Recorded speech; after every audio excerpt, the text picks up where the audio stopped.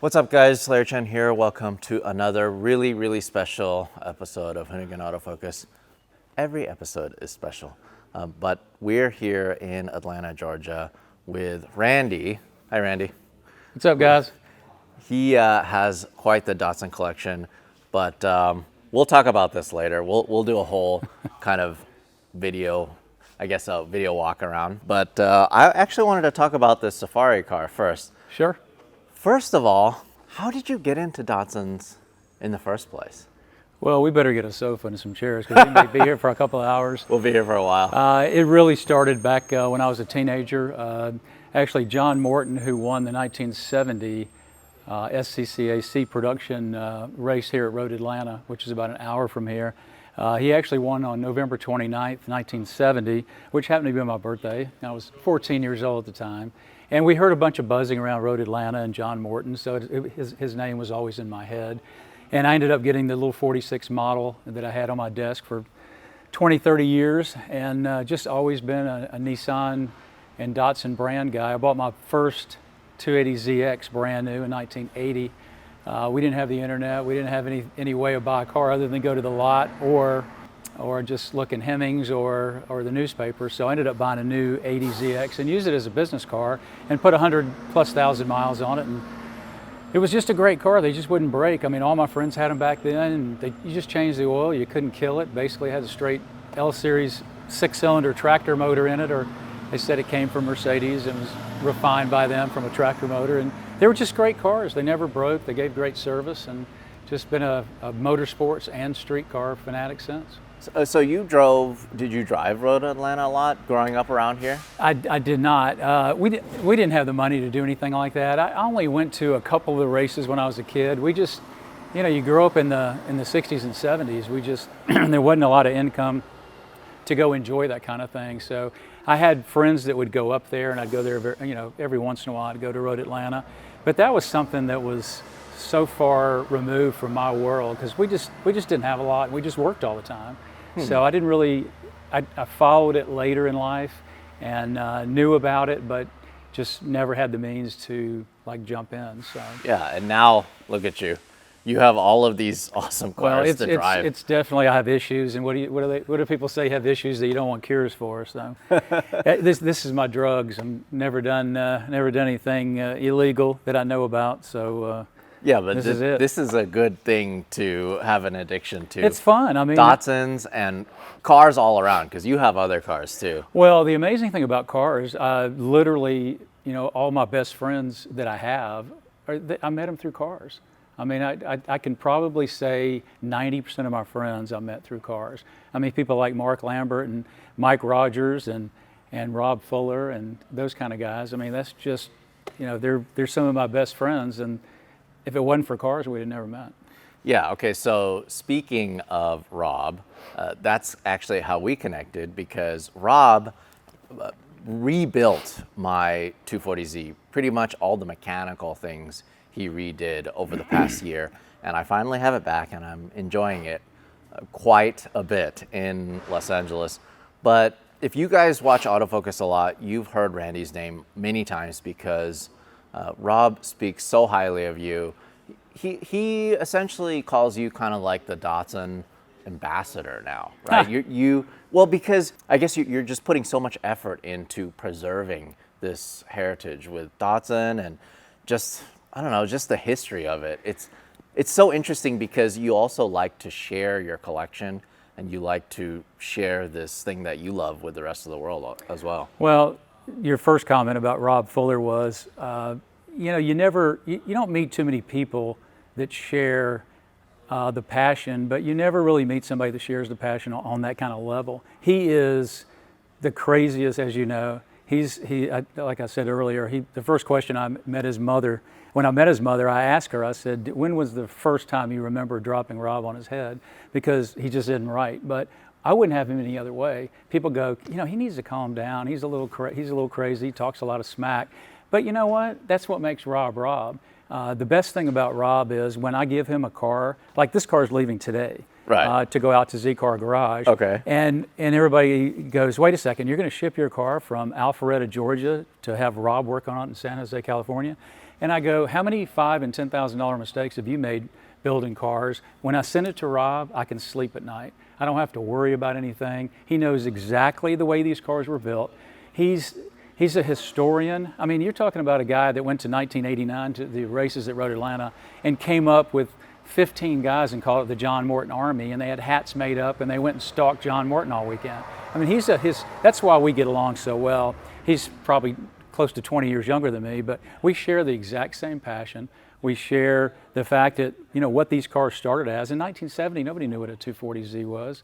And when John won that first race at Road Atlanta, it was like, wow, people that drove 911s were now going, and I'm a 911, 930 guy, but people that drove 911s were going, wait a second, these are $5,000 and $6,000, and the Z came out at, I think it was $35.26 MSRP, and it handled great, had rack and pinion, had independent suspension, and it was just the kind of car that caught a lot of people's attention. And today, it's 51 years later, people are doing all kind of modifications on them. I mean, that's about as modified as you can get. The rocket body. Rob built that car for me. Yeah, I remember seeing that at Rob's shop. I think a couple of years back, or when I first met him. I'm just blown away. Also, the fact that I legitimately just drove that not too long ago, right before it got shipped back to you. Well, that's the Bonneville Flats record-setting car from 1976, and the guys at Nissan, Dave Bishop, Dan Pass, and Jonathan Bueller, those guys, we all kind of have had some commonality in working together with some cars, and this car was sitting in their museum, parked in the back, and it needed some love. It hadn't been touched since the late 70s. So we made arrangements for me to get a hold of it. And it's actually going to Amelia Island. It'll be shown on the grass. Last year, Jim Fitzgerald's 510 up front, was the only Datsun on the grass on Sunday at the Ritz-Carlton in Amelia. And that made me feel good. And this year, I don't know how many Datsuns will be there this year, but this will be on the grass. Yeah, so if you guys want to watch that episode, there's a whole episode of that, of me driving it, also of Rob driving it out on the street in California, which was insane because the thing is so loud. It's a blast to drive, though. This car, I mean, we could talk. I mean, I could digress everywhere around here. I get started on one subject and go to another one.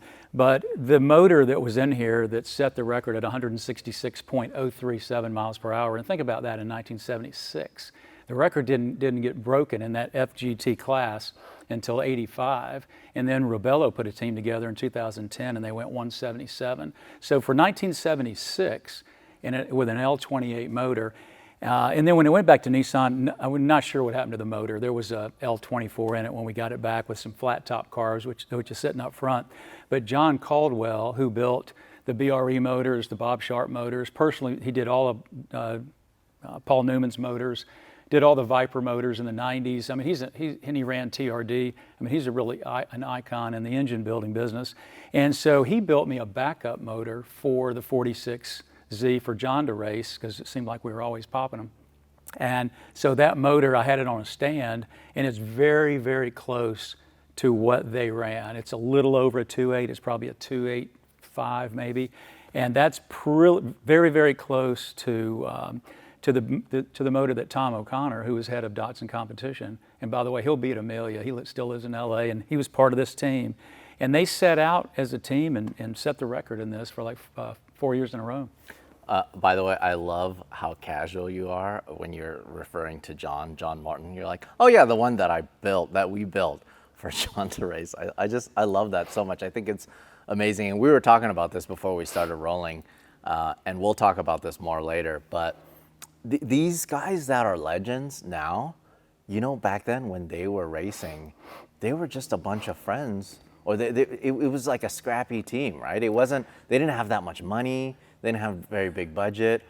Every story is different. One of the most amazing stories is that John Morton is the nicest, most subtle guy you'd ever meet in your life. He would never talk about his racing. He'd rather talk about airplanes, because he's got three airplanes, but he's just, he never toots his own horn. He's one of the best drivers out there. He raced at Le Mans 9 times, won his class twice. He's driven everything in the world. He's, to this day, he's still the oldest professional race car driver I believe there is. His office for 60 years, I believe it is, 61 years, has been the front seat of a race car. And he's the nicest, most humble guy.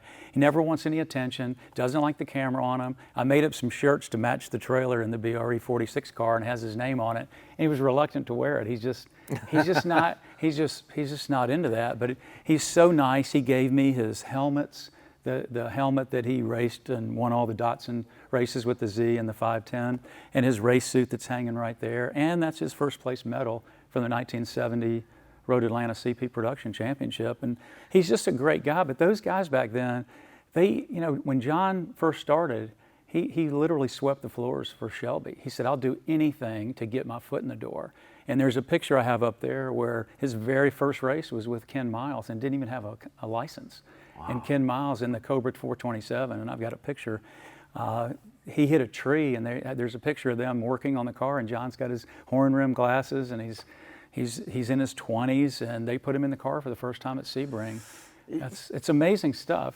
It's these stories that honestly keep me going as a photographer. And we're just getting so sidetracked because we're going to talk about this rally car. But for me, when I hear these stories, it kind of reaffirms my role in motorsports, in photography. These things that I'm photographing, even this weekend, we're here for Formula Drift season opener 2021. You know, it may be stories that may not matter now or may be kind of insignificant, but who knows later on, you know, because I'm there to document it firsthand. Well, the interesting things about racing back then, I mean, it was really what I call the John Wayne days and tough guys. This guy right here, Casey Malott, he wrote me this email. He was in the car behind Dan Parkinson, who Dan Parkinson's father bought the 46 car from Nissan when BRE stopped. Mm-hmm. And it looked like this, right? It went from the 46 to the 5 car where Dan Parkinson raced it. And then in 1977, he hit the wall at Phoenix with a ball joint blowout. And Casey Malott wrote me this email about what happened, and he was right behind the car. But Casey's a great story. He lives in the LA area. I believe Casey's 70 now. And he raced a number 74 race car. And Casey had a budget for the year to race for the year of less than $10,000. He built his own motors. He built the car, had to trailer it to Road Atlanta from LA by himself. He had no money. He did if the car broke, he had to fix it. I mean, these guys were just tough asses. I mean, they were badasses. We were talking the other day I was talking to Morton 2 nights ago. And because a friend of mine that I know had just bought a GT4 race car, factory race car, and they come with air conditioning. The race cars do. Yeah. And John and I were going, I mean, these guys in these cars it's 130 degrees in the car, and now race cars have air conditioning. And then just like the soccer net kind of window net is hilarious. No, it's unbelievable. But this is this is the car that all the 46 parts were on, because after he hit the wall in the 46 car painted up, actually this is the 46 car painted as Dan Parkinson's number 5 car. This is how the car raced from 72 to 77. And then Dan was getting paid $2,000 a month by Nissan. And that's a lot of money back then in the 70s. So after he hit the wall, his dad, they took the wrecked body of the 46 car and they took it over to the body shop and said, "Hey, we got to race in 3 weeks." And the guy goes, "Dude, I'm out 8 to 10 weeks." So back then it was the 240Z shell. Who cares? They just tossed the body, tossed the chassis, and called Nissan. And so Nissan gave him this 1977 280Z. It's champagne with the cream color interior because it still has the interior under the hood here, still champagne. And Casey describes in here that they took every nut and bolt that survived. All it did is hit the left side of the 46 car. Just basically took out this part of it. But every nut and bolt, they stripped off this car as a 77 stock car. They stripped everything off the 46 car and put it on this car. So, and Dan had hundreds and hundreds of people over the years, because they retired in 78. From 78 to 2016, everybody knew there was remaining parts of the car, and he didn't want to sell it. And then we started talking for maybe 2 years, hours at a time, because this had the original roll bar, all the gauges, he had all the motors, everything. And finally one day Dan calls me up. He said, "You really want this stuff, don't you?" And I said, "Well, only if your family does. And if your family wants something, you can't take it away from them." But he said, "No, the family's good with it." And so I had built the car, the 46Z, as a tribute because everybody said the car was destroyed. I'd never heard the real story until I was at the Peterson Museum when my car was a total tribute car. And Peter Brock and John Morton one night, I said, "So when was the car totaled and what happened and all?" And they kind of looked at each other and I said, "What's that look for?" And they go, "Well, Dan's got all the remains up at an hour and a half north of LA." So that's when Dan and I started talking, and I was lucky enough to get a hold of it. And there's parts, the suspension's still on the car, but all the parts up front, the motor. And so the 46 car that he's talking about, it's the 240Z. We actually had a chance to shoot it at Z Car Garage. It's still getting fixed from when it was in a racing incident, right, with John behind the wheel. At the Classic 24, November of 19. A certain singer and John got tangled up and we ended up on the roof. And so the whole COVID year, Williams Body Shop that Rob uses, he did just an amazing job of putting the car back together. We used the same chassis. Then the real Ralph, they call him Ralph Newman, the real Ralph that does all the hand painting. And he's amazing. He's a pinstriper and he does all the Trans Am big bore cars. He does fire trucks, and he came over and hand painted the livery back on there, which is the way Peter Brock's guy did it at the time. And I can't wait to get it back together, and hopefully John will continue to race it. Yeah. Well, the special thing is, as many parts get changed on that thing as it has over the years because of whatever reason, there is one thing that you have that kind of sets your tribute car or the actual car versus all the other cars. You actually have the plate. The right? VIN plate. Yeah, the VIN plate from the actual original car. I've got the VIN plate. Well, John Morton built that car along with the 510 that happens to be here from the museum. But the Traco oil filter adapter that goes on the strut tower on the right side of the car, John took the VIN plate off, and it's VIN 00492, and which is a great story because Nissan just threw 20 Zs on a ship in late '69 that arrived at Long Beach in 1970, and there was just 20 of them, and they weren't like VIN number 50, where they crash tested some of them. It wasn't like from 13 to 28. They literally just randomly picked it out. So as soon as they hit Long Beach, Peter Brock got a call, and they took that one, and it happened to be 492. The number 3 car that raced, the blue-white car, was VIN number 1773, and Jerry Mason owns that car to this day. Logan Blackburn raced it.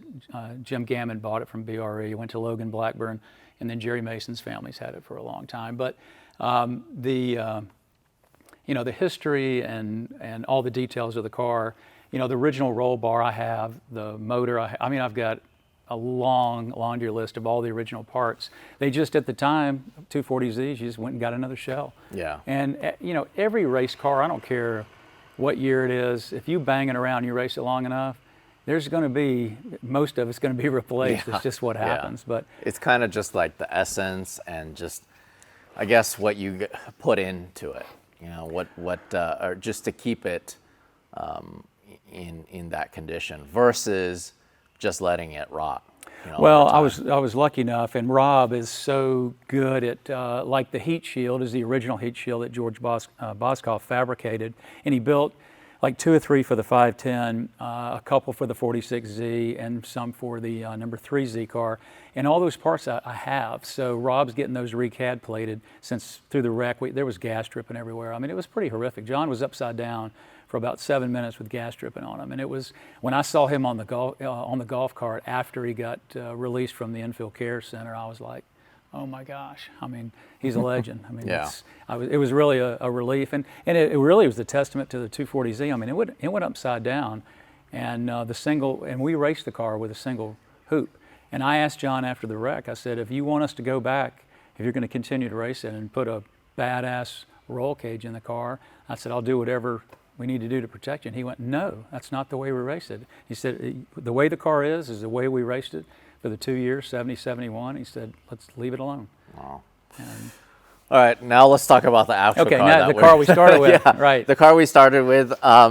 Tell me about this car, because before the world shut down, we were able to visit the Nissan Zama Museum, and I think we had a chance to see the actual East Africa safari cars it's there. amazing. Mm-hmm. My favorite part is the fact that with these rally cars, when you get to the finish line, you have to go to scrutineering. You know, they have to make sure you still have everything you started with, right? So they chicken wired like the headlights and just a bunch of the car together. Right. And since then, they haven't touched it. They did a light restoration on the engine bay, I believe, in 2013. It's repainted red, and the motor was redone. But other than that, it's the front right side of the car is still bashed up. I mean, I've had this 118 model, which is in my office, for probably 30 years. And I went to ZCon in 2014 in San Diego. We were there at Shelter Island. And I'm sitting there talking, and a guy named Katz, he's a pilot and lives in Japan, he had his silver 432 there. And I was sitting there looking at his 432, and all of a sudden this car drove up. And I was like, there's no 432. Yeah. I said, so I walked over to the guy that owned the car and built the car. His name's Jim Feria, and he was living in California at the time. And it's VIN number 3227. It's an early car. And it was Safari Gold when it started, which oddly enough, Safari Gold, Safari car. But anyway, I walked up to Jim and introduced myself. We started talking, and I said, hey, would you be interested in selling this? Because it's a live model of the model I have. And he goes, yeah, he said, I may be interested. So we kind of talked about a number, and he was pretty cool with it. And then his wife and daughter show up the next day. And he walks up to me the next morning. He goes, Randy, I'm not going to be able to do the deal on the car. And I said, oh, why? He goes, my daughter had a fit. She said it was going to be her car. We want to do rallies and all. And I was disappointed at the time. But fast forward last year, apparently he didn't have my phone number. He did have my email, but didn't know he had it. And he thought it was time to sell the car. So he put it on Bring a Trailer. And I had his number, so I called him. I said, Jim, you're selling my car? He goes, dude, I've been trying to get in touch with you. He said, I didn't know how to get in touch with you. And I said, oh, well. So I had to buy it off Bring a Trailer. But he did a great job. He actually had a model builder that was building small models. And Jim goes, well, you build small models. How'd you like to build a life-size one? And the guy went, what do you mean? And he showed him the model of this car. He said, I want to turn my car, my Series 1, early Series 1 Butterscotch, people call it a Butterscotch, a Safari Gold car, into this East African Safari car, and thus he did it. Now, Rob has, since then, he sent me these carburetors, so we went to triple Mikuni's, which is what they used in the real car. The real car, however, was a right-hand drive car. But a lot of, they used the stock suspension, which I'm amazed at. Another thing, Rob's going to do the car. He's going to do the exact exhaust. Dan Pass, who just moved back here with Nissan from Japan, he had a guy go to Zama the other day and measure the OD and the angle cuts on the exhaust. So I'm pretty much OCD when it comes to this. I want it done right. Okay, so the funny thing is, when I was there, I spent a lot of time on that car, and I took reference photos for this reason, because I didn't even know this existed. And I think, as you probably know, 911 Safari cars have been gaining popularity in recent years, and there's just so many street builds. I figured, way later down the line, when I get another chassis for whatever reason, I wouldn't build a tribute car, but I would build something that kind of, I guess, reminds me, or it's inspired by it, by the actual car. But this is different, and this is trying to be as close as possible in every way. I can't take credit for that. Jim did that. The only thing that I did when I got the car, it took me a long time to find these off-road tires, these knobbies, and actually Bryson over at his paint shop, who painted the Rocket Bunny. And by the way, Bryson does all the body work and paint for Lee Keene, who builds those Safari cars. Yeah. So it's all connected like this. Right. And Lee's very nice. I like him a lot. Bryson does a really good job. So Bryson just hand cut these the other day to give it clearance. And then these, Jay Ataka's been super. He helped me get these wheels because these are exact replica wheels to the Seiko wheels they ran. And so the car's set up pretty close. What's amazing, you said that about Porsche rally cars. So this car came in first in 1971. This 240Z did. They also finished in second place, and they also finished in seventh place. So they took a 1-2-7, and the fifth place car was the number 19, the white, beautiful rally Porsche.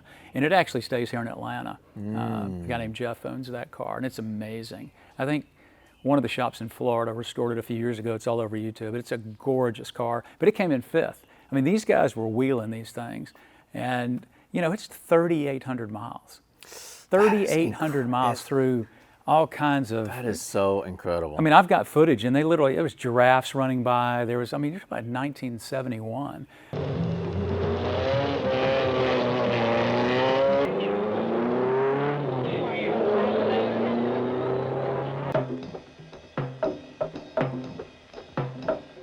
Point lead.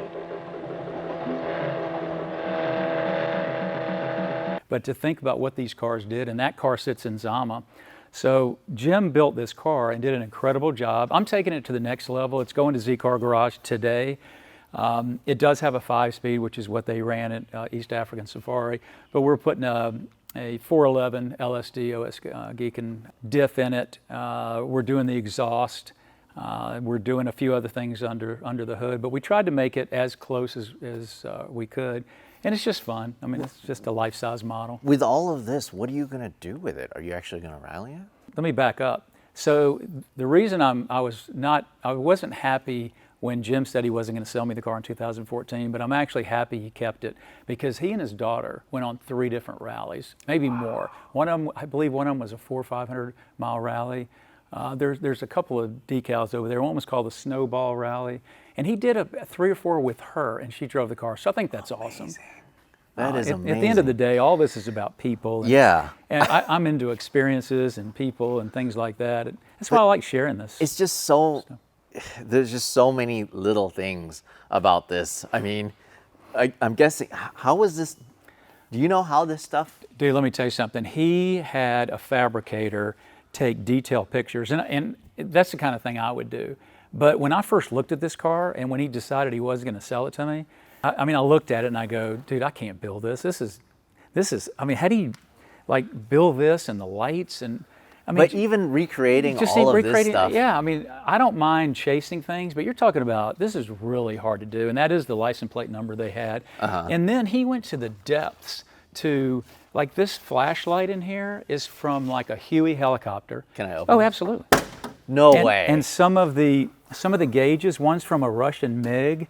I mean, Jim just went nuts. Jim's actually with BMW. He does kind of what you do for motorcycles. Oh. And so he's into that. He used to be a policeman, but he did a great job of the car. I'm just taking it to the next level. Yeah, isn't that? This is so and he's got the cool. map of. He has that. He has a recreation map. He does. Of what they actually had to do, driving to Nairobi and everything. Yeah, and then he's got the earphones, and then all that works because he and his daughter use that. No way. These seat belts are coming out, and we're trying to get as close as we can to the racing belts that they had.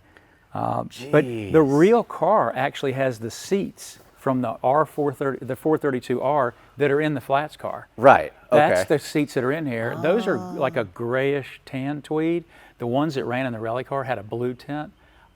I would like kill for those seats. I mean everything, like the sticker here, the way that they put the spares in. Does this open? Yeah, you can open it. When I got the pictures back that Dan got for me from Nissan, I saw, well, obviously everything's swapped because it's a right-hand drive, but the OK sticker was in the other side, so I had to put that in. And I've got a guy that helps me with the decals, and I'm a nut about the car being, it's almost, people have come up to me and given me the best compliment. They said, when you put a car out there like the 46 car on the grid for John to race, it not only is mechanically like perfectly sound, because Rob and Josh do an amazing job, but it looks good.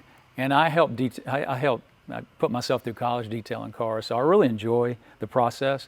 But yeah, the 2 tires were stacked like that, the original car, and just tried to make it pretty close. Just incredible. I mean, this is just so This is so cool. Yeah, Jim did a great job sourcing different things. Even this, like he had to create these out of scratch, or I'm not sure where he got those. Now the real car actually had a brace that starts about right here, and it was a metal brace that had mud flaps, and they said Datsun on them. Right. So at some point, I mean, it's just, you know, it's hours of research, and the handles are awesome. The handles. So Rob's going to cool. try to build the stands. So there's 2 stands that came off the bumper here that if you got stuck in the mud, your co-driver would stand on the stands, hold on to the handles. And Peter Brock actually showed us that at ZCon. He actually like stepped up on the bumper. He goes, "Oh yeah, these," because somebody asked, "What are these handles for?" It's funny because recently I had a shoot with Chris Forsberg. He built a tribute car with a 370. Okay. And we had a chance to shoot it. So it's the same livery, and you know he recreated. Same livery as this? Yeah.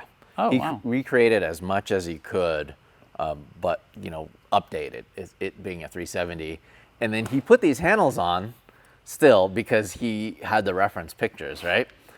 And he didn't know what they were for. So when I saw it, I was like, "Oh, you put the handles on that, you know, you can get it unstuck." He's like, "Is that what those are for?"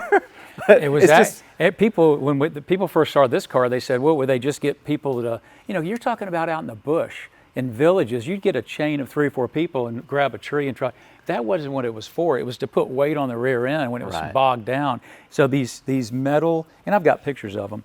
I've got a whole series of pictures for Rob to recreate. So these were stands with crossbars, and you would stand there and just start jumping, trying to get the suspension to dig down into the mud. But just incredible. Yeah, but it was 38. I can't believe it. What a beautiful. Yeah, I think it says it here. Look at the mileage. Wow. I mean, imagine the abuse that car has on it. It's pretty amazing. Huh. Just amazing. Yeah, I like that these are just slightly aged, or they look slightly aged, and it just. Well, when I got the car from Jim, he literally had bugs all over the lights. He liked all the bugs and all, and I figured, well, I'm going to go ahead and get it perfectly clean, and then I put my bugs on there. Yeah, yeah, I like that. I mean, even this. Yeah, he did. The way he resourced different things in the whole radio system in here. Yeah. And then he did all the switches for the lights and the fuel. Incredible. Yeah, but I'm going to take it to the next level. So have you driven this on the street at all? I have. Well, it was at ZCon last year, and I drove it around as my get-around car for a couple of days because I had my big truck out there. Huh. But yeah, it drove great. Right now, it's, you know, we got the exhaust off, but it'll be running in, when it hits Rob's, it'll be running in 3 days. Is this a old tire then, or is it So I couldn't recreated? find anything that would fit a 14-inch wheel. So I found this retread place actually in Tennessee. These are Goodyear off-road tires, and I just love the look of them. And I asked the guy, I said, "Do you sell a lot of these?" He goes, "Oh, we sell a ton of them." I said, "Where do you get all these?" He said, "These were post office trucks. Those little post office Jeeps." He said, "That's why there's so many of these." So they retread them, and they were inexpensive. And I figured we'd just beat them up. And it like gives it this patina, like it's been on here. yeah, where you could see you could see a line where it actually has been a retread, but it wouldn't fit on the car. So like I said, I went over to Bryson, and Bryson, it just took a Ziz wheel the other day. I mean, I was there for maybe an hour, and cleared them out. So we can actually get the car to turn in. Even like the badges, the little things. Yeah, I mean, when you start doing all this, and I've done this on half of these cars in here, I mean, you got to have some fortitude because it's easy to give up. And I just like seeing it the rest of the way. So this car, when it leaves C-Car Garage, it'll be fun. Yeah, I couldn't imagine what those. It's kind of like one of those things where a lot of cars nowadays, when I look at it, I couldn't imagine it being new off the showroom floor. Like, it's just so far gone, you know? And then when I saw those parked at Zama, I look at them, I'm like, I couldn't imagine them being all shiny and brand new. Dan Pass did such a great job of contacting people over there to give me pictures to take it the rest of the way. And the pictures I have were all the 11 car and the 12. I think the 12 car finished 3 minutes behind this car. And then they had the 31 car that finished 7th place. And they're all three together. And, you know, they were just building, you know, it wasn't about pretty and shiny and all that kind of thing. It was about, you know, making sure these things could last. Because if any Baja races or any rally races, you know, especially in 1970, you know, there weren't gas stations. So they had to run very, very low compression motors because they had garbage gas. So they had to have, you know, certain tolerances or in the intolerances to have such bad fuel. So 50 years ago, I couldn't even imagine. What motor are you actually running in it now? this is the motor that this car was born with. It's an L24, which is what they had in 1971. I mean, they were, you know, a lot of times when we rebuild these cars, yeah, you got to put yourself back in time. You know, in 1971, there was no L28, so this has the original motor in it. Jim had it rebuilt. I think the car's got 104,000 miles originally. So he had it rebuilt, and then Rob, we did the Fujitsu headers on it, and his heat shield, and the triple Mikunis, which is what they ran. And they had big aluminum boxes around each carburetor, but I had somebody that could make them, and they're going to be $2,000 a piece to make those. And I was like, oh, wow. I think I'll pass right now. So it just depends on how far you want to take it. Yeah. But it's just fun. We'll just maybe take it on a rally and take it to car shows. Yeah. Well, I can't wait. But to a lot see of this is for me. I don't necessarily have to have people. I mean, I enjoy it. Yeah. I mean, I really, like I said, I just enjoy looking at it, and I do like sharing them a lot. So hopefully people will like it, and if not, I certainly do. Awesome. Well, thanks for showing us this. We're gonna shoot some of your other cars. Okay. And yeah, see you guys in the next episode.